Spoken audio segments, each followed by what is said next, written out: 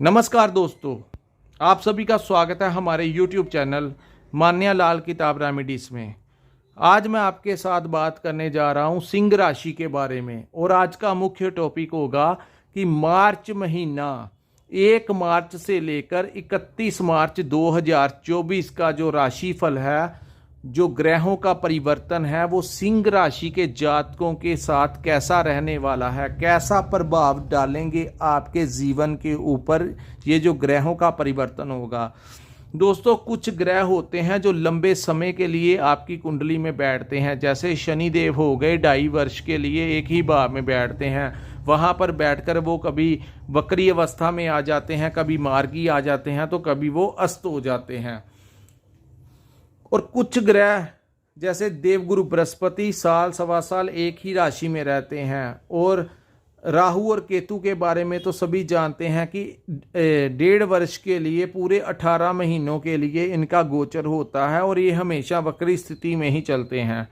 लेकिन कुछ ऐसे ग्रह भी होते हैं दोस्तों, जो बहुत समय, थोड़े समय के लिए वो आते हैं और थोड़े समय या तो वो आपको जमीन से आसमान का सफ़र तय देते हैं या फिर ऊपर से नीचे भी ले आते हैं। तो ये जो समय होता है, ये ग्रहों का जो परिवर्तन होता है, ये आपकी ज़िंदगी के ऊपर बहुत बड़ा प्रभाव डालता है।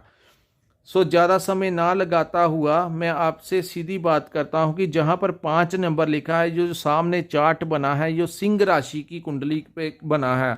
और दोस्तों, ये जो वीडियो है ये चंद्र राशि के ऊपर आधारित है।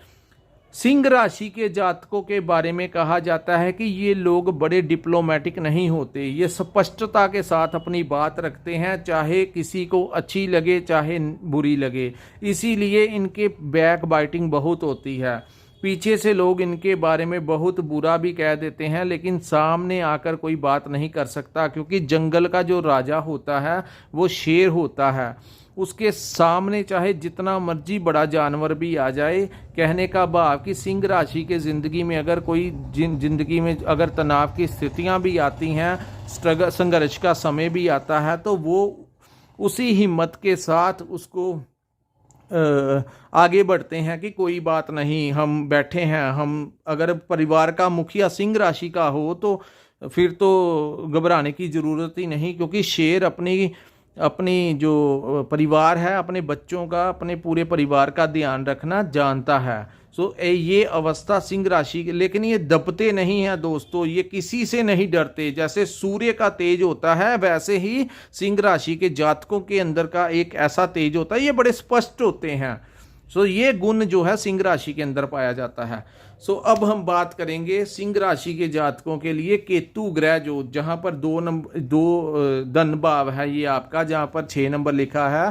केतु देव जो है वो आपकी राशि के द्वितीय भाव में गोचर कर रहे हैं। दोस्तों, मार्च के महीने में केतु देव का जो ये परिवर्तन है, यहाँ पर ये बैठे हुए हैं और आगामी 1.5 वर्ष के लिए यहाँ पर इनका वो हुआ है, गोचर है। तो इसके दौरान दोस्तों, जिन लोगों की कुंडली में केतु की अवस्था अच्छी नहीं है, वो लोगों की जुबान की, उन लोगों की जो वाणी है उसमें थोड़ी सी कड़वाहट उन्होंने डाल दी है। छोटी छोटी बात पे नाराज हो जाते हैं और मुंह से गालियां निकलती हैं, जो आपने नहीं निकालनी, नहीं तो केतु और ज़्यादा दिक्कतें करने की कोशिश करेंगे।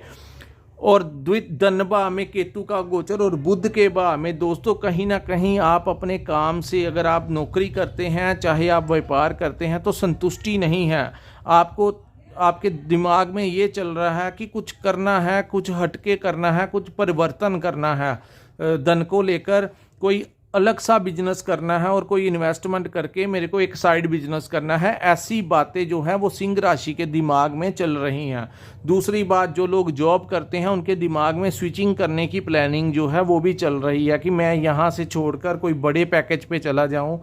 लेकिन दोस्तों, ये भ्रमित जो बुद्धि है ये केतु दे रहे हैं। केतु की बातों में नहीं आना, कोई बहुत बड़ी इन्वेस्टमेंट जो है नहीं करनी। जिस बिजनेस को कर रहे हो उसी पे फोकस देना, उसी को बढ़ाने का कार्य करना, थोड़ा धैर्य रख के कर लेना, लेकिन उसी में ही रहना। अगर कोई बहुत बड़ा बदलाव कर लिया तो प्रॉब्लम जो है वो आ सकती है, क्योंकि ये जब 1.5 वर्ष के पश्चात इस भाव से निकलेगा तो आपको ना ये कोई ज़्यादा फ़ायदा करवाएगा। अगर आपने कुछ चेंज कर लिया तो, कोई स्विचिंग कर ली तो जो भी करना सोच समझ के करना। अगर व्यापारी खास करके, क्योंकि उनको तो अगर आपने पूरा बिजनेस ही चेंज कर लिया तो आपको वहाँ पर कोई फ़ायदा नहीं दिलाएंगे केतु। अब हम बात करते हैं आपके छठे भाव में मंगल ग्रह की। दोस्तों, छठे भाव का संबंध जो होता है वो रोग, कर्ज और शत्रुओं के साथ होता है। सो छठे भाव में मंगल जो है वो 15 मार्च तक विराजमान रहेंगे। और यहाँ पर अगर आपके ऊपर किसी प्रकार का कर्ज था तो उसको बैलेंस करने के लिए जो नए आइडियाज आए, जो रास्ते खोले, वो मंगल की वजह से निकले। अगर आपके शरीर में अगर छोटी मोटी कोई प्रॉब्लम होगी तो वो भी बाहर आ जाएगी, जिसकी टाइमली जांच हो जाएगी, मेडिसिन मिलेगी और वो आपकी ट्रीटमेंट जो है, छोटा मोटा अगर सर्जरी भी होगी तो उन लोगों को जिनको सेहत में दिक्कत आ रही थी तो वो भी जो सोल्यूशन है वो 15 तक मंगल देव करके ही जाएंगे। उसके पश्चात जिन लोगों को शत्रु परेशान कर रहे थे, तो ये जो समय है इसमें आपने देखा होगा कि शत्रु जो हैं वो करना तो बहुत कुछ चाहते हैं आपके साथ, लेकिन उनका जो पेश नहीं चल रही इस समय, क्योंकि मंगल पूरी पावर में है, उच्च पोजीशन में है। सो ये जो समय है ये आपके लिए बहुत अच्छा 15 तक रहेगा। खास करके जिन लोगों को शत्रुओं से पीड़ा थी उन लोगों के शत्रुओं का नाश करेंगे। ये रोग, कर्ज और शत्रु का नाश करते हैं। उसके पश्चात मंगल देव आपके 7th हाउस में आ जाएंगे। दोस्तों, 7th हाउस में जब मंगल देव आएंगे, जहां पर शनि ऑलरेडी बैठे हुए हैं और शुक्र भी 7 मार्च को मंगल का साथ छोड़कर और 7th हाउस में आ जाएंगे। ये जो युति बनेगी शुक्र, मंगल और शनि देव की, ये आपके लिए कहीं ना कहीं बहुत ज़बरदस्त लाभ लेकर आएगी। खास करके जो लोग डिफेंस फील्ड में काम करते हैं, जो लोग लग्जरी आइटम्स के साथ काम करते हैं, जो लोग स्पोर्ट्स का काम करते हैं, फर्नीचर का काम करते हैं, जिम का जो सामान होता है उसको परचेज सेल करने का काम करते हैं, प्रॉपर्टी ले का जो काम करते हैं, जो ट्रैवल के साथ रिलेटेड काम है, ट्रैवल एंड टूर के साथ, होटल इंडस्ट्री हो गई उसका काम करते हैं, फिल्म इंडस्ट्री हो गई, लग्जरी आइटम्स के साथ काम करते हैं, उनको बहुत ज़बरदस्त फ़ायदा जो है ये समय लेकर आएगा, मार्च का महीना। अब हम बात करते हैं दोस्तों मार्च 15 के पश्चात ये जो चीज़ों के साथ मैंने आपको बोला जिसमें आपको अत्यंत लाभ जो है ये देंगे। वहीं हम बात करते हैं सूर्यदेव प्रथम 14 मार्च तक जो है वो शनि देव के साथ आपके 7th हाउस में रहेंगे, जहां पर वो आपकी फैमिली को लेकर थोड़ी सी डिस्टर्बेंस क्रिएट करने की कोशिश करेंगे। आपका जो पार्टनर होगा उसमें आपने देखा होगा, अगर आप शादीशुदा हैं या बिजनेस में पार्टनरशिप है या आपकी लव लाइफ थी, तो ये इन दिनों आप देख रहे हैं कि उनकी जो नेचर है उसमें कहीं ना कहीं इरिटेशन आ रही है। वो बड़ी जल्दी किसी भी बात को लेकर, स्पेशली आपके साथ, बड़ी जल्दी वो इरिटेट हो जाते हैं और गुस्सा आ जाता है, और वो कभी कभी आपको लगता है कि मेरा जो पार्टनर है वो अहंकारी हो गया है, वो किसी की बात नहीं सुनता। सो ऐसी अवस्था जो है वो सिंह राशि के जो लोग हैं वो अपने पार्टनर में ये समय देखने को उनको मिल रहा होगा। लेकिन जैसे ही 15 मार्च का टाइम निकलेगा तो वहाँ से सूर्य निकल जाएंगे। सो उस भाव को जो पार्टनरशिप के साथ है तो वो उसको जो प्रभाव दे रहे हैं वो 15 के बाद ख़त्म हो जाएगा। आपका पार्टनर शांत हो जाएगा और आपके साथ उसकी बनेगी। फिर जो सर्कमस्टेंसेस पार्टनरशिप को लेकर होंगे वो आपके अनुकूल होंगे। वहाँ पर आपको पॉजिटिविटी देखने को मिलेगी। घर के माहौल में जो तनाव चल रहा है वो ठीक होना शुरू हो जाएगा। वहीं जिन लोगों की शादी नहीं हुई, क्योंकि शनि और शुक्र मिलकर जब राजयोग का निर्माण करते हैं, तो जिन लोगों की शादी नहीं हुई, खास करके शेयर मार्केट में जिनके पैसे लगे हुए थे, हो सकता है कि एकदम से उछाल आ जाए। जिनके पुराना लगा हुआ था, मैं उनकी बात कर रहा हूँ। नई इन्वेस्टमेंट इस समय करने की ज़रूरत नहीं है, क्योंकि दूसरे ग्रहों का प्रभाव भी देखना पड़ता है।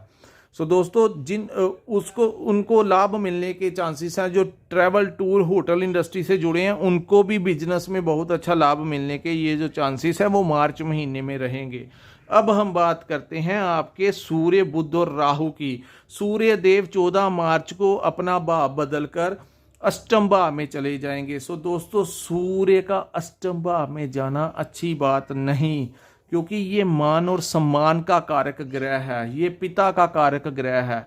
सो जैसे ही सूर्य 15 के बाद आप अपनी पिता की सेहत को लेकर ध्यान रखिए, आप अपनी सेहत को लेकर ध्यान रखिए, गुस्से में नहीं आना, आपकी आंखों को कोई प्रॉब्लम आ सकती है। सो ट्रैवल करते समय कोई ग्लास लगाकर निकलिए और वाहन चलाते समय थोड़ी सावधानी जो है वो आपने यूज़ करनी है, क्योंकि राहु और बुध की युति भी अष्टम भाव में साथ में बन रही है।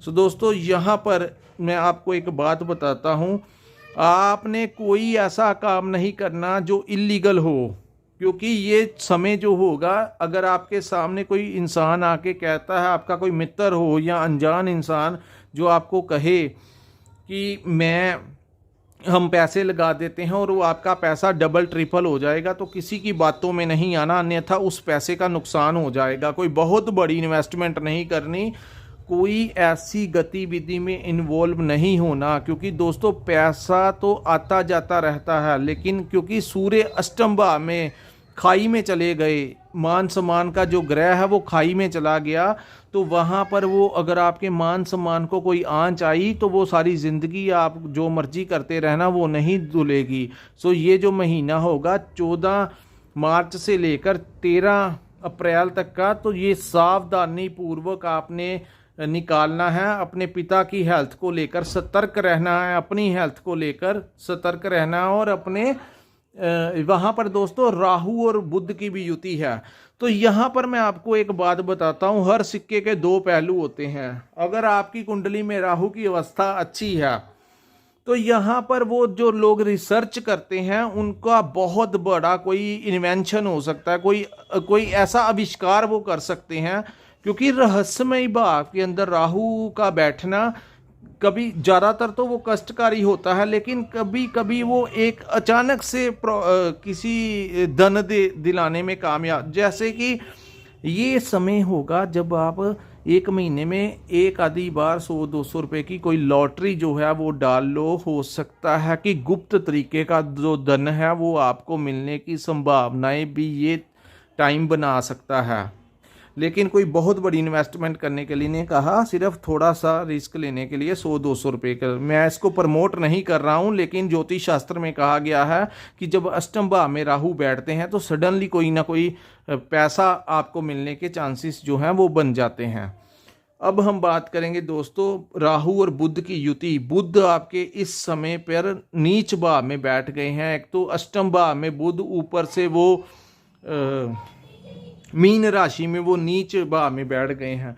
तो किसी भी डॉक्यूमेंट्स को साइन करते समय आपने आंखें खोलकर साइन करना है।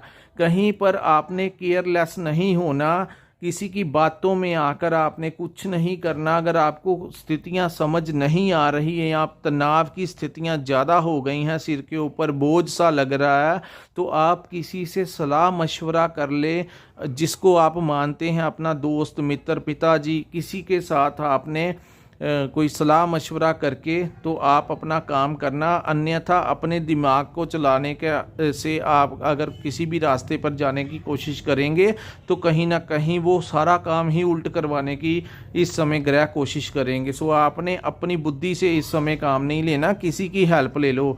ज़िंदगी में कई बार ऐसी अवस्था आ जाती है कि हमें टाइम के हिसाब से चलना पड़ता है। सो ये समय जो है वो आप अपने ऊपर थोड़ा सा कंट्रोल रखना, खास करके गुस्सा आएगा, बेवजह तनाव की स्थितियां रहेंगी, समझ नहीं आएगा कई बार कि तनाव क्यों आ रहा है। अगर कोई रीज़न भी होगा तब भी दोस्तों तनाव की स्थितियां इतनी ज़्यादा हो सकती हैं कि आप डिप्रेशन में भी जा सकते हैं। सो आपने ये समय जो है उसको आपने निकालना है किसी तरीके। एक महीने के बाद जैसे ही सूर्य बुध निकल जाएंगे इस राशि से अप्रैल में, तो आपको काफ़ी ज़्यादा जो है वो मानसिक सुकून देंगे। सो आपने अपने बच्चों के प्रति भी थोड़ा सा सावधान रहना है। कहीं ना कहीं वो सूर्य देव और पहले, क्योंकि शनि और सूर्य की युति जब तक 14 तक होगी तो पिता पुत्र को लेकर भी कहीं ना कहीं डिस्टर्बेंस क्रिएट देखने को मिलेगी, लेकिन उसके पश्चात आपको थोड़ा सा सुकून मिलेगा अपनी औलाद को लेकर। अब हम बात करते हैं दोस्तों देवगुरु बृहस्पति की।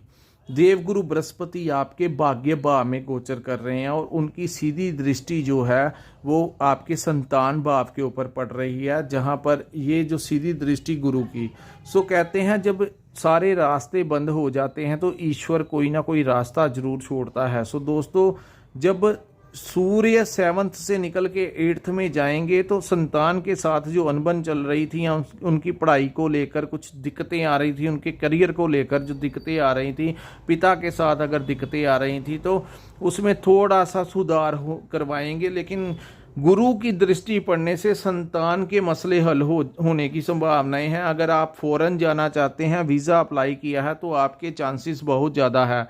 दोस्तों, यहाँ पर एक बहुत बड़ा लाभ देखने को मिल रहा है कि राहु की दृष्टि जो है वो आपके इस भाव में पड़ रही है, जिसको ट्रैवल का भाव कहा जाता है, खर्च का भाव कहा जाता है। जो लोग बाहर चले गए हुए हैं, अपनी जन्म स्थान पे नहीं रह रहे, तो उनको ये प्रॉब्लम्स जो हैं जो ज़्यादा फेस करने को नहीं मिलेंगी। और कहीं ना कहीं जब राहु की दृष्टि इस भाव में पड़ती है तो कोई सोर्सेस बनेंगे, विदेश से पैसा आपको आ सकता है। कोई आप इंपोर्ट एक्सपोर्ट का काम करते हैं तो वहाँ पर आपको ये जो राहु है वो फ़ायदा दिला सकता है। सो जिन लोगों का इंपोर्ट एक्सपोर्ट का काम है उनको फ़ायदा मिलेगा, या किसी भी ऐसी चीज़ के साथ आप सेल करते हो जो इंपोर्टेड है तो वो आपको यहाँ पर राहु इसका फ़ायदा देगा। सो मैं वीडियो में ये बता रहा हूँ कि किन चीज़ों से आपको फ़ायदा मिल सकता है और किन चीज़ों को आपने अवॉइड करना है। सो दोस्तों, ये था, मैंने पॉइंट टू पॉइंट बताया है आपको कि ये समय जो होगा वो आपने कैसे निकालना है। वाणी पर विशेष ध्यान रखें। और ये समय होगा जब सरस्वती, अगर तनाव बहुत ज़्यादा है तो सरस्वती चालीसा पढ़ें, क्योंकि राहु को कंट्रोल माँ सरस्वती करती हैं, तो उनको, और केतु को भगवान गणेश करते हैं। इन दोनों की स्तुति आप कर लें, इनकी आराधना आप कर लें। तो बुध भी अष्टम भाव में है तो गणेश भगवान को मनाएं, उनकी पूजा लगातार करें, तब जाकर आपके ये जो समय है उसमें काफ़ी हद तक सुधार हो सकता है। सो दोस्तों, अगर आपकी कुंडली में चंद्रमा की स्थिति अच्छी है तो इतनी दिक्कतें नहीं आएंगी। लेकिन अगर आपकी कुंडली में अगर चंद्रमा भी किसी नीच भाव में बैठा हुआ है तो ये जो दिक्कतें ही, जैसा मैं कह रहा हूँ वैसे ही होने की ज़्यादा संभावनाएं हैं। दोस्तों, मैं वीडियो ऐसे नहीं बनाता कि आपका मनोबल गिराने के लिए मैंने ये नहीं वीडियो बनाई। मेरे कहने का भाव है कि जो समय संघर्ष वाला हो या जब ग्रह साथ नहीं दे रहे हो तो संभल के चलना ही समझदारी होती है। आंखें बंद कर विश्वास कर लेना किसी के ऊपर, बाद में कोई धोखा मिल जाए या बड़ी इन्वेस्टमेंट किसी के कहने पर कर लेना, वहीं पे प्रॉब्लम्स क्रिएट हो जाएं, तो ये जो समय है इसको आपने बड़े तरीके से हैंडल करके निकालना है। अगर आपको हमारी ये वीडियो अच्छी लगी हो तो हमारे चैनल को लाइक और सब्सक्राइब करना मत भूलिए। अगर आपने अपनी कुंडली का विश्लेषण करवाना होगा तो ऊपर स्क्रीन के ऊपर हमारा व्हाट्सअप नंबर शो हो रहा होगा, वहाँ पर आप हमारे साथ संपर्क करके उपाय ले सकते हैं, या हमारे पास जितना भी ज्ञान होगा उसी हिसाब से हम आपका मार्गदर्शन करेंगे। सो दोस्तों, हम यहीं पे अपनी वीडियो को विराम लगाते हैं। मिलते हैं हम अपनी अगली वीडियो में। नमस्कार, जय माता दी।